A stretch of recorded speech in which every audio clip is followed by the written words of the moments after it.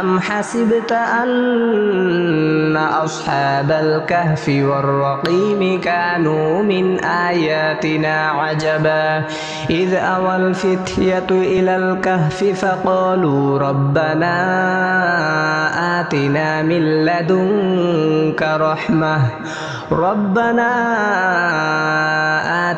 من لدنك رحمة وهيئ لنا من أمرنا رشدا.